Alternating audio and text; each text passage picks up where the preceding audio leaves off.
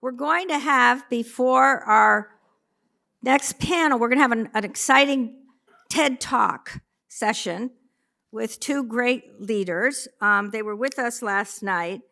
And let me introduce the Honorable Ann Neuberger, the Deputy Assistant to the President and Deputy National Security Advisor for Cyber and Emerging Technology at the National Security Council and in the White House. And I had the opportunity to meet Ann in her office, but then one afternoon was watching C-SPAN, and there she was speaking. I said, not only is this woman brilliant, she's a great speaker. So we're really thrilled that Ann is joining us this morning for a perspective on this tremendous challenge. Ann.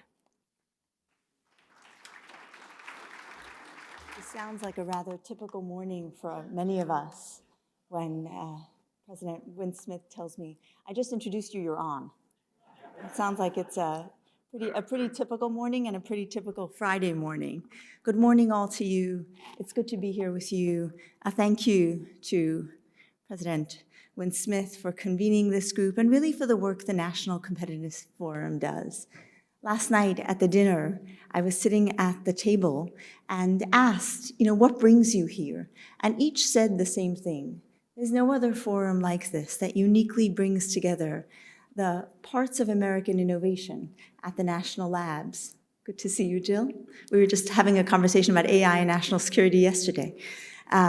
Brings together our national labs, our universities that are really educating this generation and next generation of American leaders, both in tech and in overall leadership. And of course, private sector and government, where that fundamental partnership is key to American competitiveness and the American role on the global stage. I was just talking just a moment ago, we were discussing American competitiveness today. And that's both competitiveness on the global stage from a national security perspective and from an economic perspective. And the bridge between the two is often technology. Whether it's the technologies that are advancing traditional sectors, for example, the future of the automotive sector is already here in terms of connected cars. That takes an existing sector and adds entirely new elements in terms of its position globally, in terms of global policy, in terms of, and I'll talk about for a moment, the telecom sector. Whether that is transforming existing sectors or creating entirely new ones. And certainly, as we look at the area of artificial intelligence, its impact will be in its transformation of existing sectors, but it is a technology in and of itself. So that new factor is indeed something for us to consider. And ladies and gentlemen, I would offer that we have a crisis at hand. And in the words of our ambassador to Japan, Rahm Emanuel, one should never let a crisis or a challenge go to waste. And that is that in key strategic technologies that are defining the future, that are key to the competitiveness of the US military to a connected battlefield of the future, the US in many cases is either competing for the lead or is very much not in the lead in some of these strategic technology areas. And transforming and changing that will take that partnership. So addressing our future national competitiveness requires us to recognize that we face a serious long-term challenge in the area of the People's Republic of China.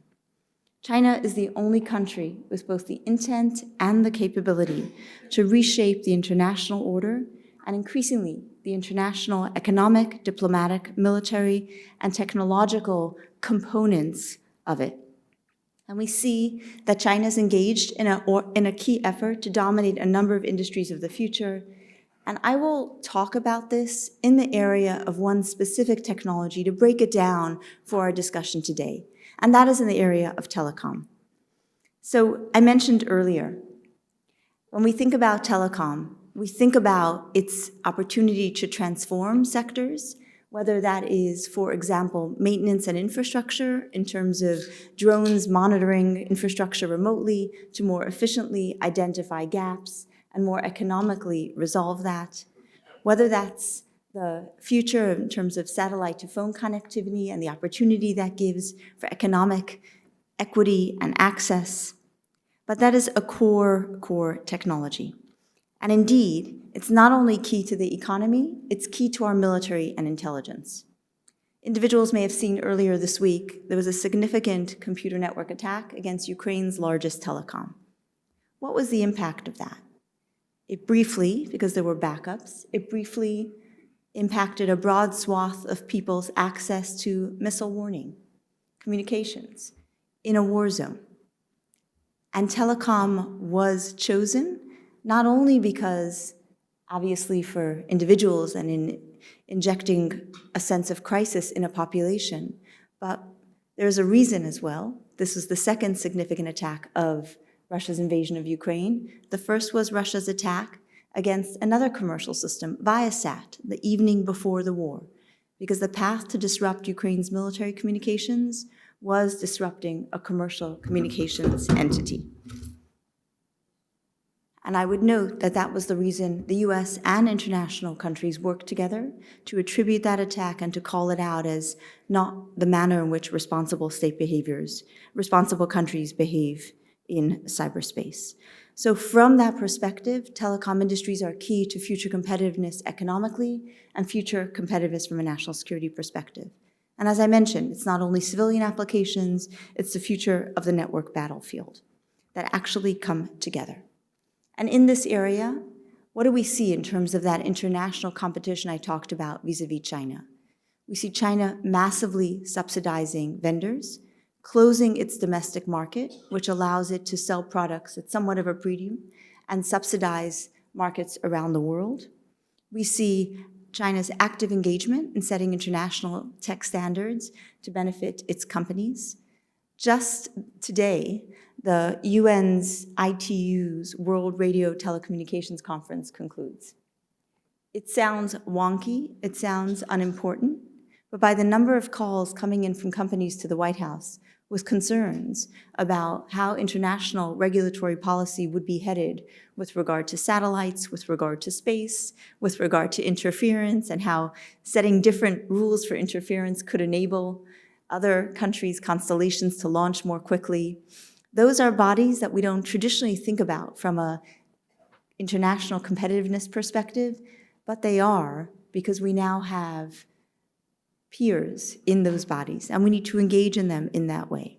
And thus, in the coming years, the US, along with our allies and partners, can't afford to get policy wrong in these areas, or we will face threats to national security, and frankly, I would say global security, that we will be in less of a position to control or even mitigate. So I want to talk about the US government's approach, where forums like this can be helpful, because that is really what sets this group so apart, and I think what brings you all here this morning, and for coming together at this really important forum at this incredibly important moment in time. So there have been 4 parts to the US approach to competing in this particular strategic area, and I use it and I hold it up to talk through how we're thinking about competitiveness and national competitiveness in this new era from a geopolitical perspective and in this new era from a technology perspective. And they are, first, looking at areas where government policy shapes innovation. Second, government investment in R&D, with the role, of course, of bringing in private sector investment as well, in both R&D and supply chains. Engagement in standards bodies and international partnerships. So first, in the area of telecommunications, one key part which is invisible and often not necessarily recognized as a result is spectrum policy. Everything in this country that connects, whether it's Wi-Fi at Starbucks, whether it's UAVs monitoring electricity infrastructure, whether it's satellites beaming to our communications, and certainly whether it's connected cars communicating with both each other in terms of traffic management as well as with the road, is done via spectrum. The United States has a contested and very congested spectrum. Well, guess who is the biggest user of spectrum in the United States? The US government, the Department of Defense. And as such, policies regarding US government use of spectrum are really key to enabling economic competitiveness and enabling, frankly, innovation, which is what we hear from a broad swath of industry. So the US released a national spectrum strategy just a few weeks ago, and it includes two key components to address that. First, a commitment to study 5 spectrum bands where the US government will say, how do we share this? How do we enable the private sector to use that as well? And the second is innovation, a launch of new approaches to use technology, which has made recent breakthroughs, in that spectrum sharing, and the launch of a 12 to 18-month pilot to test that with the private sector. That's key, and we're looking for input from industry, of course the traditional players, but the innovators, the startups, the ones who are thinking about new interesting ways to use radio frequency spectrum, reimagining this entire space. And also all other businesses that use this sector. So when we talk to the automotive industry, we say engage in national spectrum policy because it matters to the future of the connectivity you're trying to enable. Second, so that was the first, recognizing the role of government policy in enabling private sector innovation. The second is government investments in R&D and supply chains. The Biden administration has made investments in critical core technologies. That includes key investments in hardware.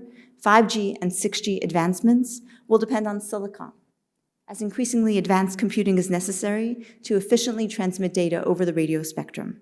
And that's why President Biden has made historic investments in industries of the future through the CHIPS and Science Act, which includes research investment, semiconductor manufacturing grants, and an investment tax credit for chip manufacturing. In addition, under the CHIPS Act, the US government is also making investments in wireless technologies with a $1.5 billion open innovation fund. Some of those grants have already started, quite a few of them going to universities who are doing breakthrough technologies, and some larger ones hopefully coming in the next 30 days. Particularly, we're putting a focus on developing Open RAN, an approach to mobile networks that leverages open interoperable standards to integrate chips and software from different vendors in different parts of the tech stack. When we think about iPhones, and we think about the applications on iPhones, before Apple innovated on that platform, we all never thought of our phones as a potential ecosystem. Think about how that transformed from a phone to an ecosystem of all the different applications, all the companies, all the innovators who have built that. That is potentially possible in our broader telecom stack as well. So we're eager to make this 12 to 18-month pilot. We're eager to make this Open Innovation Fund, the $1.5 billion funding for innovations, be a transformative moment for us in this key sector, connectivity that underpins so many other sectors. And indeed, that relates very much to the area of standards, because as we've seen throughout the history of information and communications technology, from the widespread adoption of the personal computer to the global proliferation of the internet, the use of open and interoperable standards enables many different types of companies to come in and innovate in a way that we fundamentally need. And I'll talk more about standards bodies in a moment, because they are in many ways, I'll use an unusual word for standards bodies, a battleground, an underappreciated battleground in America's competitiveness. International partnerships. Telecom is a global sector. When we travel around the world, we want our phone to use. When we want to shop online for a key interesting industry or key interesting good only available from an individual with a website in Africa or in Asia. In that global telecommunications place, China is heavily subsidizing its vendors. We're often told by American companies that they're facing a competitive bid that's 30% less, and we know it's below market prices. So we've started using US government financing arms like EXIM, like DFC, in new and unique ways. Those were traditionally built to promote American jobs. Well, how do we do that when this is software, which doesn't necessarily generate more jobs for every deal? So we've sat down with the EXIM board, we've sat down with the DFC board to make the case that these financing tools need to be updated for the future. The first example of that was a really historic $300 million financing deal for Costa Rica, where President Chavez had a vision of moving the country, our closest partner in Latin America, home to many American companies, including Intel. So protection of their intellectual property is important. Companies don't want their products to be stolen when they're on an untrusted network. So that $300 million financing deal by EXIM, the first one to enable Costa Rica to use trusted vendors in its telecom, is an example of how we are working to show up and enable US companies to compete. And applying those lessons are important. We're focused finally very much on standards bodies, and I think a frank and open conversation regarding them is important. We have an appreciation for the benefits of the current approach to standard settings. In organizations, I'll carry the telecom example for now, such as 3GPP, by focusing on technical merit and allowing companies, regardless of nationality, to participate individually. These bodies have generated enormous economies of scale, enabling, for example, wireless technologies to spread around the world, with over 8 billion mobile subscribers globally. These efforts have been private sector driven, and rightfully so. In almost all cases, these are engineers at companies who are in the best position to submit and vote on technical contributions. Increasingly, however, those of us in the US government and a number of those in academia have highlighted and noticed a troubling pattern. With some frequency, individual companies based in the US or one of our allies or partners tell us in private settings that China and Chinese companies are engaged in troubling activities in an organized and collective way, focused on advancing their national goals rather than technical outcomes. In many cases, we've observed that these same American companies hesitate to say this publicly because they want to compete in Chinese markets. So how we take that issue on of ensuring that international tech policy in areas that are global technologies, that the decisions continue to be the right technical advancements, and how we think about still maintaining our approach traditionally private sector led, but in a way that ensures we're not outcompeted in these international standards bodies as an effort we have to take on together. So in closing, lifting up this one sector as an area in which the Biden administration has taken a focused effort to say, how do we compete in a key strategic technology? Strategic because of its impact on military technologies of the future, because of the impact of a disruption in telecommunications in a crisis or conflict, and strategically impactful to our economy because of how many fundamental sectors will be transformed by it. And that involved a four-part approach. First, looking at areas where government policy enables innovation, like spectrum policy, and those are tough decisions, and also creative, innovative efforts that involve the private sector. Second, major investments in R&D and supply chain, a la the CHIPS Act. Engagement with international partners, particularly like-minded partners, because these are global technologies, and then an honest and frank conversation we need to have regarding engaging in standards bodies in a way that promotes American and like-minded competitiveness. And with that, with deep appreciation for the National Competitiveness Forum, for each of you for taking the time out of very busy schedules to chair this group, to bring it together, to take the time to participate.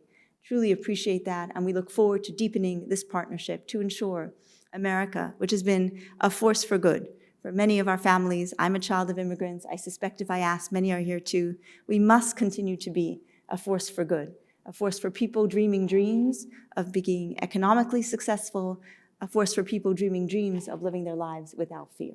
And the work that's done here enables that vision. Thank you, and I wish you all the best.